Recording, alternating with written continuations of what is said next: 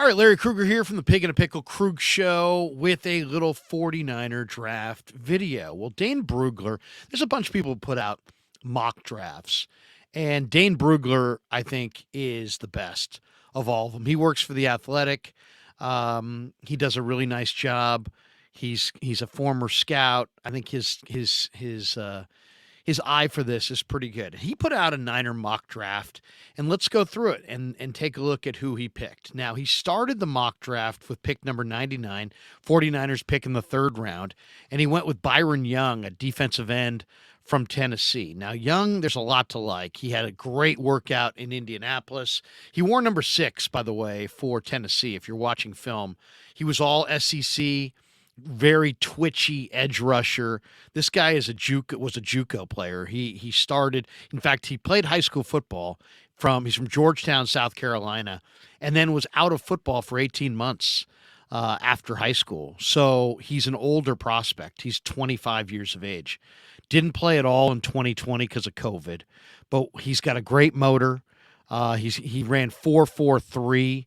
38-inch vertical, 22 reps of 225. Just an explosive edge rusher who comes flying off the line. Very twitchy, very athletic, impressive when you see him in the workouts.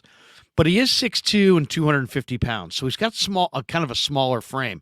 He looks like more of an outside linebacker. He looks like more of a 3-4 stand-up guy. There are coaches, though, that believe he'll be better when he puts his hand in the dirt and operates as a 4-3 defensive end. But he's a great athlete, and he was highly productive in college. But he's not going to fit every scheme. This guy needs a lot of work.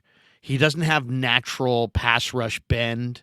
He's a little small, so at 250 pounds, he gets engulfed by offensive linemen if he doesn't beat them with speed around the edge.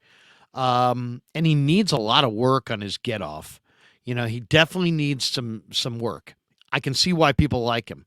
He had a great workout in Indy. He looked really natural in the pass rush drills. But if you watch his film, doesn't have your typical, leverage of a defensive end. He plays much more like a blitzing linebacker. And so he needs a lot of work as a pass rusher. And he's like one of these guys that I'm not sure if he's really a fit in the 49ers scheme. So the Niners usually go for 270-pound or more defensive ends who they can use inside on certain downs. And this guy's 250, and there's not a lot of potential to put weight on that frame. And then when you watch him, he's much more of an outside linebacker, blitzer, play the game on his feet and not hand in the dirt, with all kinds of leverage. He doesn't look like a natural edge rusher. Kind of reminds me a little bit of Jadeveon Clowney. And Clowney's had a good career, but Clowney's bigger too. Clowney's 270. This guy's 250. So I kind of think he's maybe more of a combination of he's probably a 3-4 defensive end who you could use in a 4-3, but in a rotation, and he's going to have to play just as a speed rusher edge guy, kind of a specialized guy. He kind of reminds me a little bit of Ebukam, but Ebukam's a lot stronger, and Ebukam's got a lot better get off. So, it's interesting. Based on the workouts, he's going to be drafted in the third round. I don't see the Niners going for him, though. But Brugler says they'll take him number 99. All right, that's number 1. Round 3, pick number 101. Dane Brugler says the Niners are going to go for Corey Trice, a cornerback from Purdue. I like Corey Trice. He's a Kentucky kid, went to high school in the state of Kentucky. He was a player of the year in high school. He runs 4.47, 35.5-inch vertical, and he's a big corner, 6'3", 206 pounds. He led Purdue with 10 pass breakups in 2022. He's a great zone corner. He has size, he has length, he's great in press coverage, but he definitely is not a number 1 corner in that he lacks deep speed. So you can make plays down the field against him. He plays a little tall. The long speed just isn't quite there. I think round 3 is too high, to be honest, for Corey Trice. I think he's a 5th-round pick. I really do. I know they look at 6'3" corner and, you say 4.47. He ran for the stopwatch, 35.5-inch vertical. That shows lower body explosiveness. But when you turn on the film, he's not a man-to-man corner. He's a zone corner. I think he'd have a hard time playing man-to-man, and he's a liability down the field. So, in certain schemes, he's better, but he's always going to be that guy who lacks the long speed. He plays a little tall, so he loses some steps, I think, in transition. I think he's going to be susceptible to double moves. Solid, though, football player. And if you're looking for just a big body day 3 corner, he's your guy. But in round 3, there will be better players on the board. So I don't love that one either from Dane Brugler. So far, Brugler, in my mind, is 0 for 2. But he makes up for it with pick number 152, I guess it is, third round, Marte Mapu from my school, Sac State. I love Mapu. Now, Mapu's interesting. He went to Hawthorne High School. In high school, he played everything. He played quarterback. He played wide receiver. He played linebacker. He played safety. He even played a little corner. He's a 6-year senior. And, man, I mean, this guy is a willing hitter. He looked great in Mobile. He was the Big Sky Defensive Player of the Year. So this is a terrific football player. He's a nickel safety in college who I think is going to be a stacked linebacker in the NFL. What I love about him, he's just got an awesome feel for pass coverage. He's blanketing his guy. He reminds me a lot of Hufanga in that they just have great short area awareness, quickness, coverage ability, instincts, competitive football player, just a great feel for coverage. Great feel for the game. Forget just coverage. He's a hybrid defender, right? He's not quite what you're looking for as a stacked backer. He's 6'2", about 215 to 220 pounds. He's in that range, and that seems to be the Niners' trend in recent days, going for a 220-pound linebacker. I like him more as a linebacker than I do as a safety. But in some ways, he might be the answer for Travis Kelce. He might be the answer to the flexed out tight end that runs great routes and just burns you up and down the field. You need to have an instinctive player who can cover tight ends. Now, I don't think this guy can cover slot receivers. But I do think he can cover the tight end out of the backfield, and I think he can cover running backs and tight ends out of the backfield. I think he might be a nice player to have to defend Travis Kelce. He's clearly a hybrid defender. He's not an every down guy. If you try to play Mapu as an every down backer, I think you're going to be disappointed. He lacks power against the run. He lacks the ability to anchor against the run. He's also not if you're one of these lightning quick guys that has all kinds of stop and start and juking ability, you're going to be able to lose this player. He doesn't have the unbelievable quickness and breakdown ability where he can just break down against the greatest athletes. But what he is he's in the right place at the right time, making the right play. He hits, he covers, he makes plays, he's effective. He's going to be a very good special team player to start, and I think a very good nickel and dime defender who, as I said, may be the answer to slowing down a guy like Travis Kelce. So I do think because of the injury that he had in the draft process that this might be a little high for Mapu as well, but I like him a lot as a football player, and if you took him right there, I wouldn't fault you. So love Mapu. I don't know if I love him in the third round. I think I might gamble, trade back in the third round into the fourth round, see if I could get another pick, take him there. I think it's better value. All right, let's get to the round 5. Pick number 155. Dane Brugler says the Niners are going to go for Cameron Latu, the Alabama tight end. 6'4", 244 pounds. Interesting player. He was a high school defensive end. He began his career at Bama as a linebacker. Versatile player, try-hard blocker who loves to bury you. I mean, if this guy gets an upper hand in blocking on you, he is going to try to pile drive you into the turf, and he just loves to put people away. You can see it on the film. He's a hands catcher, so he's not a body catcher. He's a kid who's from Salt Lake City, Utah. What I don't like about Latu is that he's got a small catch radius. If you throw it outside of his area, he generally doesn't catch it. And he lacks leg power as a drive blocker. He's not moving anybody in the run game. His focus, not great. Number of drops. And he's not a run after the catch threat. So, you know what? When you're looking at him, you're like, okay, he went to Bama. He's got a good size and speed, 6'4", 245, looks pretty good. He has some impressive blocks, made a couple real nice catches, looks pretty good on the film when you watch him. But then when you start breaking him down a little bit, and he's got great versatility. He's a versatile player. He can, he can flex out, he can block in line, he can do, but he's not what you're looking for as a blocker. He's not an elite receiver. There's too many drops to really feel great about him as a receiver. He doesn't have huge run after the catch ability. And then the number one thing for me is I need tight ends who have a big catch radius.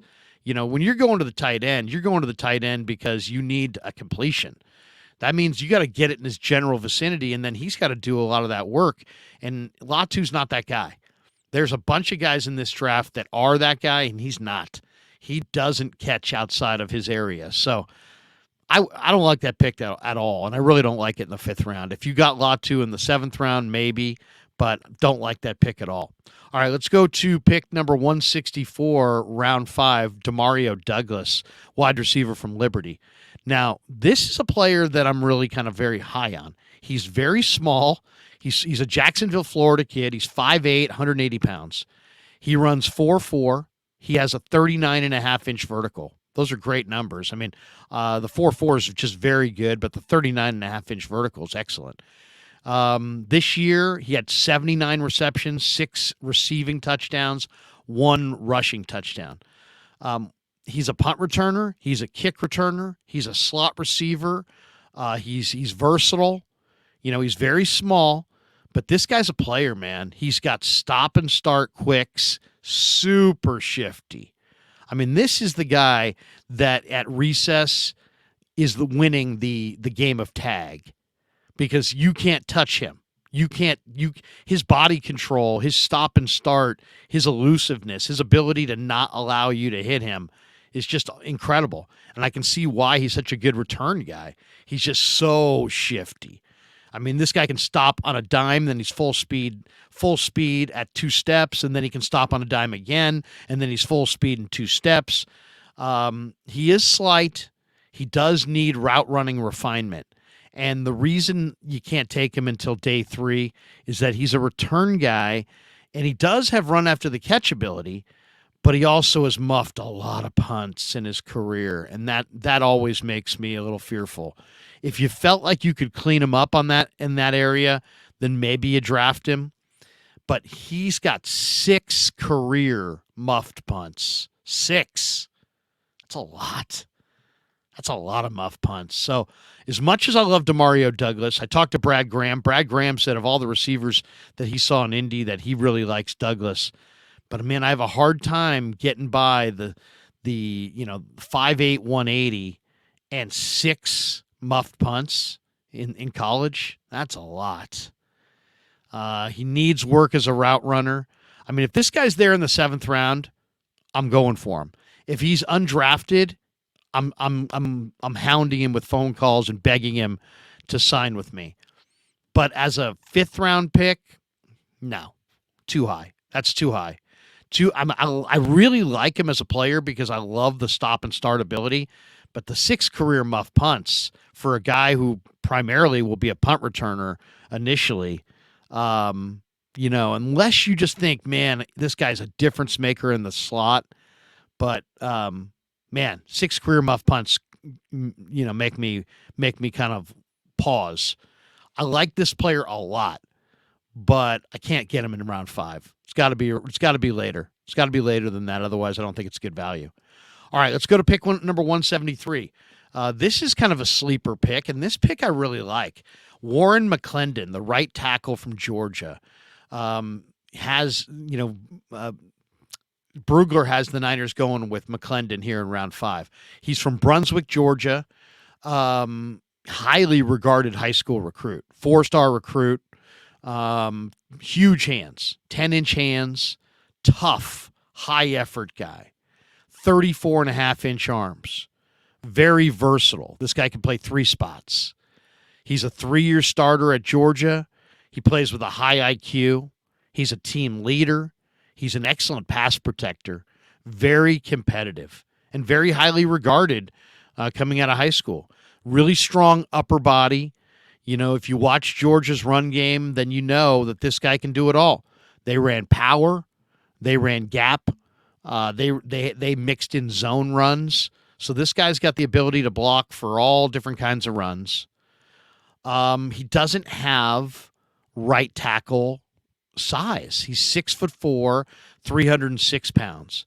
The Niners, I don't think, have ever drafted under Shanahan and Lynch an offensive tackle that was less than 6'6". So this guy's 6'4". He definitely is a little too narrow-based. He definitely needs more strength overall. But if you're just looking for, this is day 3, and you're talking about an offensive tackle. And if you're looking for just an offensive tackle who can be in your camp this summer and maybe could play right away, I think you're looking at Warren McClendon. This guy can play right away. This guy, you could put this guy at right tackle in the NFL in week 1, and I think he could do the job. Now, is he ideal? No. But there's a lot of traits there. This guy's played a lot of football at a really, really high level and was a highly regarded high school player. And if you watch him, he doesn't make a lot of mistakes. He really doesn't. He's high IQ. He's competitive. He's versatile. He's tough. He's high effort. Big hands, long arms, awesome program. Blocked the best athletes in the SEC coming off the edge. This would be a great freaking pick. If you get Warren McClendon at pick 173 in the 5th round, and you've got a tackle who you think can potentially start as a rookie, I think that's great value. I think that's a terrific pick. So that's one that I'm really looking for right there. I think that's a guy that is going to be worth watching. That's a guy that if you can make that pick, and you can get that kind of a player, at that point in the draft, that's going to be really, really hard to pass up. That's a very hard player to pass up, I think. Just a really, really solid football player. All right, let's get to round 6. Brugler says the Niners are going to go Chad Ryland, the Maryland kicker, in round 6. Now, this would be another great pick. Ryland was all Big Ten. He made 19 of 23 field goals. He's got a big-time power leg. This guy's connected from 55 yards out. He's a little streaky, but, man, the power leg's there. This guy's going to be a tremendous kickoff kicker for you. He's got the big power leg. The one thing about Ryland, he was inconsistent from the left hash, and he needs work there. But in the 6th round, if you're looking for a kicker to maybe compete with Zane Gonzalez, I think Chad Ryland is a good option there. Of the kickers in this draft, he's one of my favorites. Really solid player, really solid kicker. So I like that pick quite a bit. All right, let's get to round 7. And the 49ers have 4 picks in round 7, and Brugler has them taking some interesting guys. One is a guy that the Niners have looked at extensively, and that's Dante Stills, the defensive tackle from West Virginia. Stills played high school football in the state of West Virginia. His dad, Gary Stills, was a 3rd-round pick by the Chiefs long ago, played 10 years in the NFL. Dante was a top high school player and chose to stay in-state in West Virginia over playing in the SEC for Georgia. Georgia came calling. He said no. Florida came calling. He said no. He wanted to stay home. So he stayed home in West Virginia. He was a freshman All-American, really good as a freshman, really solid as a sophomore, 8 sacks as a sophomore, great quickness. This guy can play defensive end or tackle. His brother plays in the USFL. He's got great quickness inside as a pass rusher, 4.5 sacks as a senior in 2022. The quickness is ideal for what the Niners like to do. The Niners love to play games up front. They love to stunt their linemen. Start him outside, work him inside. Start him inside, work him outside. Is this guy an every down guy? No, he's not. He's 6'3", about 285, 290. He's a little too light to anchor inside as an every down defensive tackle. He doesn't have that explosive get up the field to be an every down defensive end. But what he is his quickness is ideal for games up front. And he's a rotation player who I think, if you're looking for a rotation player who you can, play stunt games with up front and you can move them around and line them up outside, stun them inside, line them up at tackle, loop them around. When the way the Niners operate up front, this guy might be a really nice day 3 pick. The motor's running, the production's there. There's a little bit of badass to this guy. He gets the job done. He plays the game on his feet. He needs to put on some strength and some weight. He's not going to be an every down 2-gap guy. He's never going to be a 2-gap guy. He's a 1-gap penetrator. He's never going to be an every down guy. But if you want to play him in a rotation, you might be able to play this guy at defensive end. You might be able to play him at defensive tackle for, a few plays here and there. So Dante Stills I like. To me, that's good value. 222, round 7, productive defensive lineman that can be versatile and plays the game on his feet, has a lot of quickness, has a lot of production. I'll take him. That's a good pick. All right, let's get to the sleeper pick for Dane Brugler. And Brugler's a scout, and he has located a guy here that nobody had on their list. He says round 7, pick 247. The Niners has taking Ty Okada, a safety from the FCS school, Montana State. Now, this guy is interesting just simply because, he's a Minnesota kid. He's from Woodbury, Minnesota. He is an all-around athlete, baseball player in high school, football player in high school, wrestled in high school. He's 5'11", 200 pounds, not the biggest guy. He was a walk-on. He was a walk-on at Montana State in 2017. What stands out about Okada, solid film, but to me, what really stands out are just this. He's got next-level measurables. He ran 4.44 in the 40, which would have been second among all safeties in Indy if he had been invited. He wasn't. He had a 3.98 shuttle, which would have been first among safeties in Indy had he been invited. He had a vertical of 40.5 inches. That would have been the third best among safeties who tested out at the combine. So the guy's got NFL athleticism for sure. I don't love the pick because I just think that there's better players that are going to be available who don't quite have NFL crazy measurables like this, but they have better film and bigger conferences against better players. And I look at the safety position as it's awesome to have great measurables, but what I really need is incredible film because it's an instinctive position. Who cares if you're super fast if you read it wrong? You're just further outside the play. You're further away from making a play.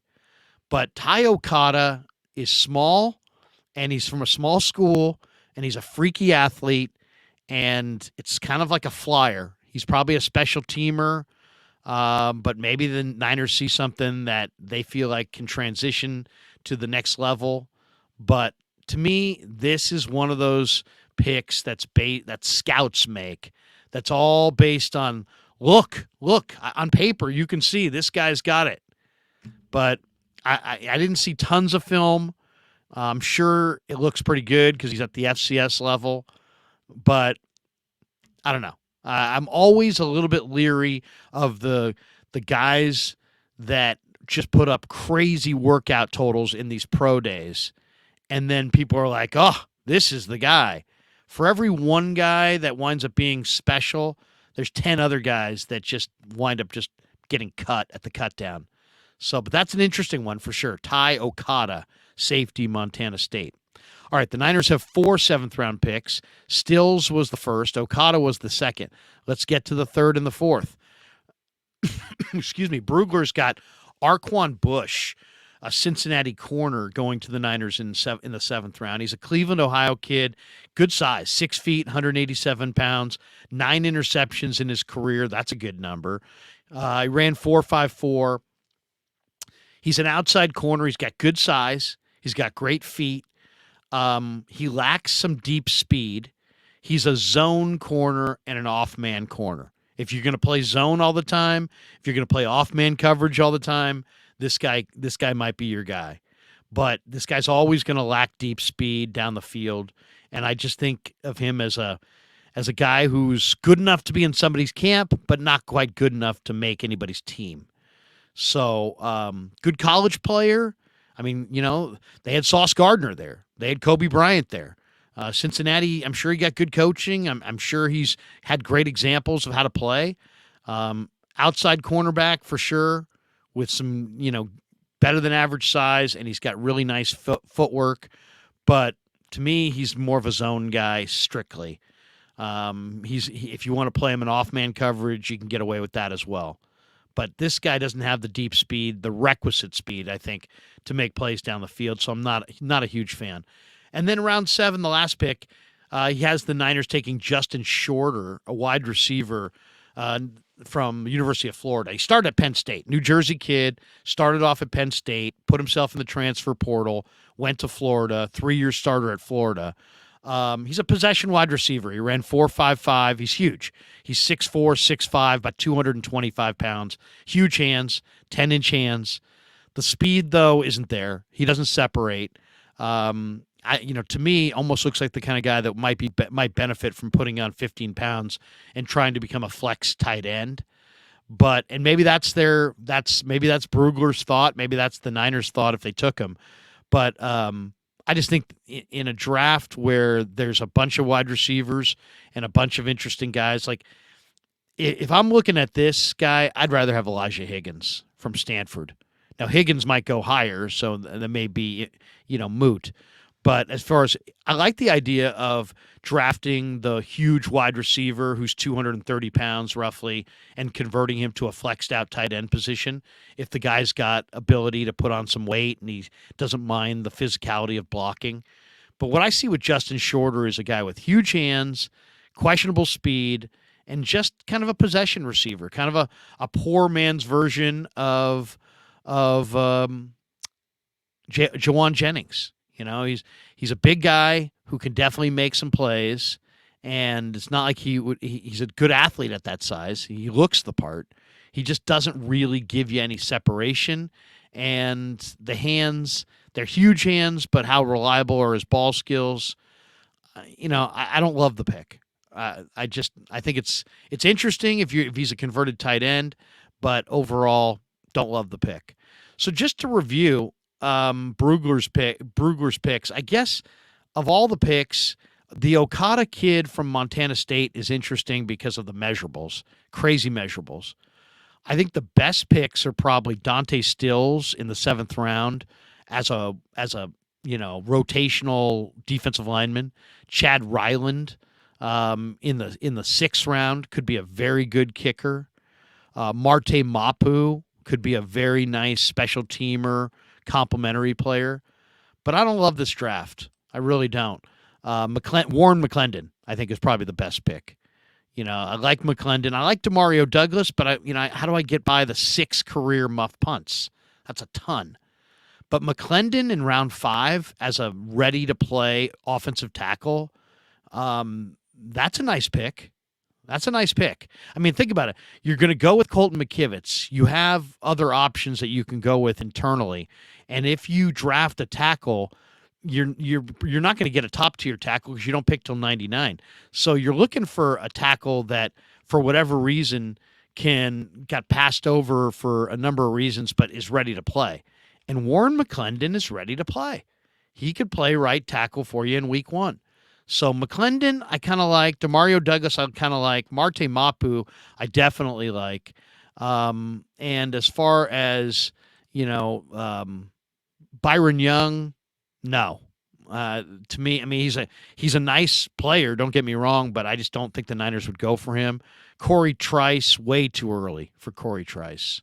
So I would say Brugler. I'd give it like a C. And I think Brugler is pretty sharp.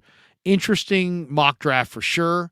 As I said, I like McClendon a lot, and Marte Mapu can play for me, and Demario Douglas has got just some really crazy stop and start, and Stills looks pretty good. The rest of those picks, to me, to have that many picks and to come away with that kind of a draft haul, there's just a lot of projection. There's a lot of just depth.